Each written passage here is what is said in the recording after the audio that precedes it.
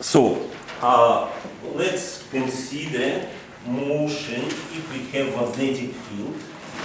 Let's say we have magnetic field directed into the board.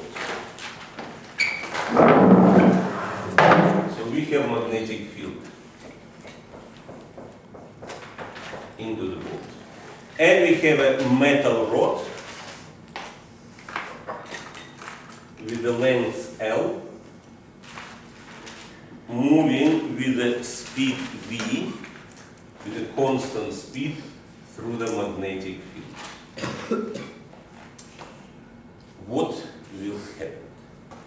When rod is moving, we have every particles in this rod moving together with the rod. And so, as a metal rod, it has free electrons.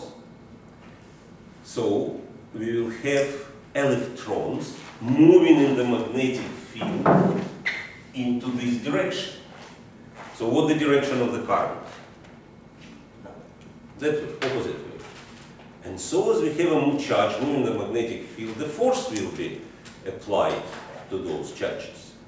Let's find direction of the force. We have current that way, magnetic field into the board, right hand slap rule, force will be down. So what will happen? Electrons, those free electrons will gather around this end of the rod. So this rod will become charged positively, because positive charges that are atoms in the crystal lattice, they cannot freely move. So they stay where they are, because they only vibrate and cannot travel freely. But electron can travel freely and they will gather at this end. Yes? Wait, why is it positive at the top and negative at the bottom? Because electrons, we have everywhere in the metal rod when there was no motion magnetic field, we have everywhere we had atoms in the crystal lattice, because in the metal they lose electrons from the outer shell. So we have the crystal lattice where those positively charged ions, they not moving around, they just vibrate around their positions. But electrons are free. Electrons that in metals that left their outer shell, they are free to move everywhere. They can fly everywhere.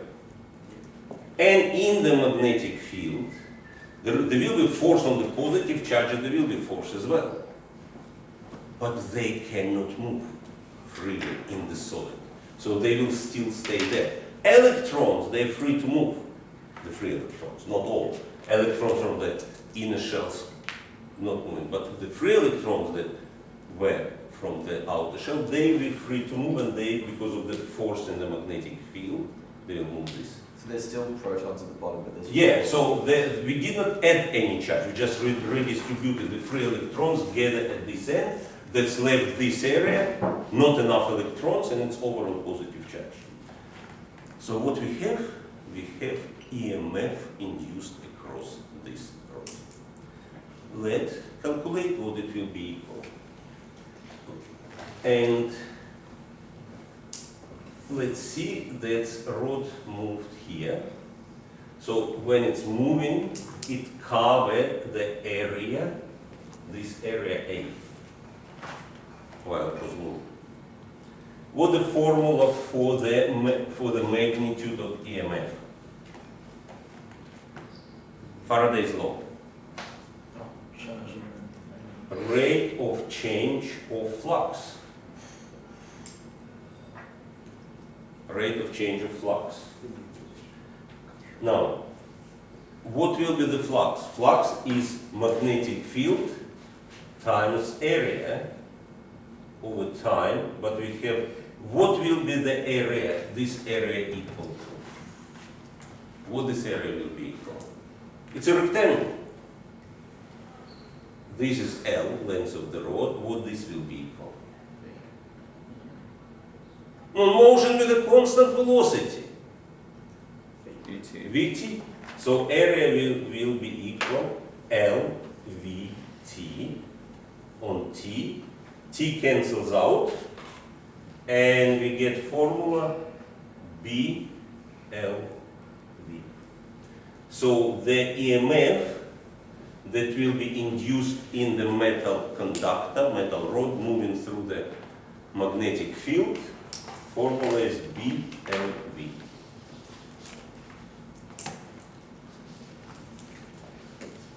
Implication in the real life. For example, we have an airplane flying and it has a span, big span, and it's flying through the Earth's magnetic field. So what will happen? There will be induced EMF across the airplane between one end of the left wing and end of the right wing, because they're exactly the same situation. That's one of the examples. So there will be, when airplane flying, there is an EMF between the ends of the let's estimate what can be, how big can be this EMF. Let's say the L, how you will estimate the wingspan of the aircraft, of the passenger jet. Not say 50 meters, it's reasonable. L equals 50 meters. What is the speed like airplanes flying? 500 kilometers an hour. Or faster than that usually. Let's say, let's make it to like easy calculation, 720 kilometers per hour. Why take 720? Then you convert it to meters. Because it's easy to convert into meters per second. What will be 720 kilometers per hour in meters per second? 200 meters per second. So V equal 200 meters per second. And magnetic field, let's say, will be at the height, it's weaker, so let's say 10 millitesla. So 0.01 Tesla. So EMF will be 200 times 50, that will be 10,000, but times 0.01 will be 100 volts, which probably need to be taken into account for airplanes, electronics, and so on. If I did calculation correctly, can someone check me with the calculator, multiply 50 by 200 and by 0.01, I believe it's 100. Yeah, definitely 100. Make sense? So we have metal conductor moving the magnetic field, there is the EMF generated. Now, next experiment that I will do is illustration of the Lenz's law. Can someone, in own words, tell us what is the Lenz's law? In your own words, you don't have to give the exact definition.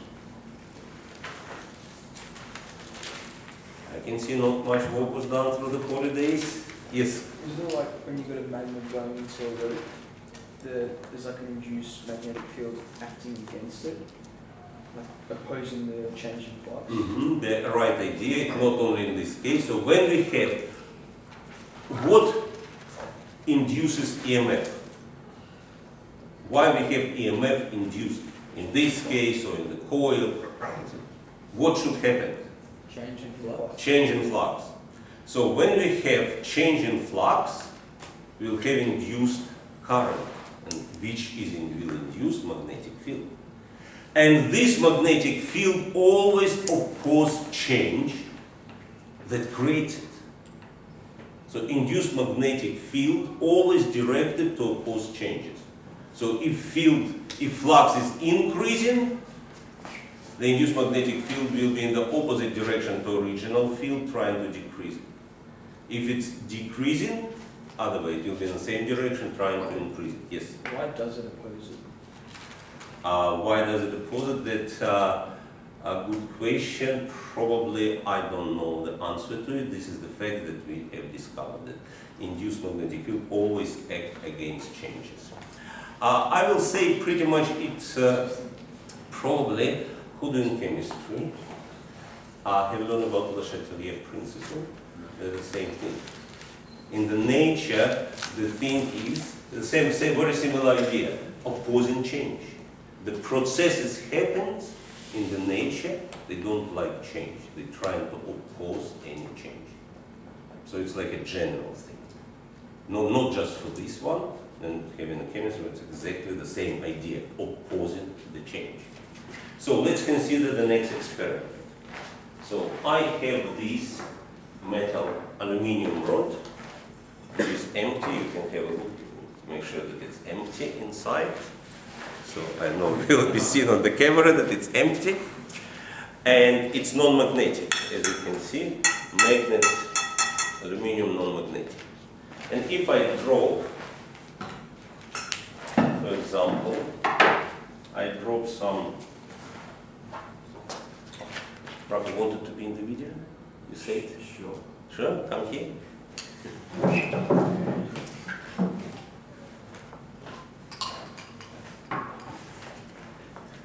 So you will be catching the ball.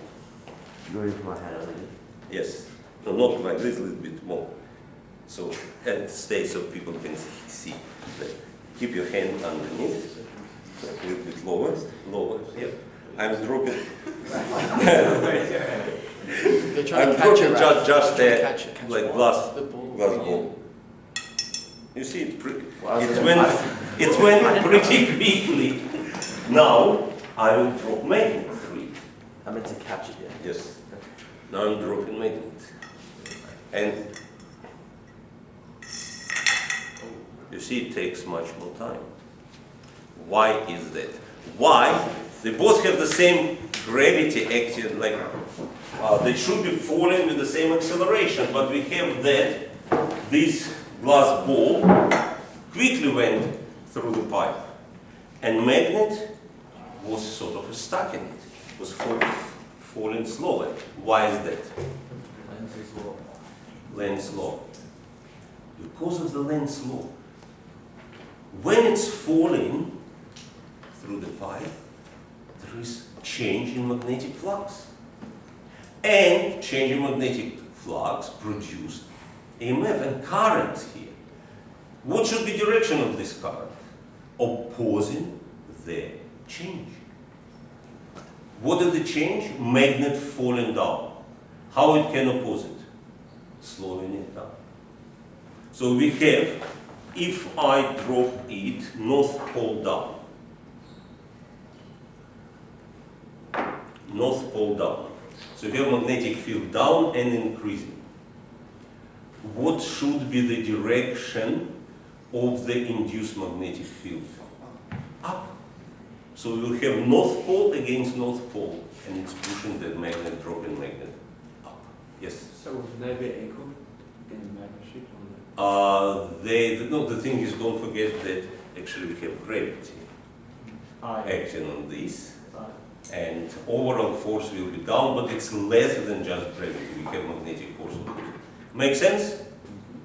Okay, that's all. Now we just will be practicing solving the problem. Please like, subscribe, and donate to help fight Russian fascists, support Ukraine and Israel.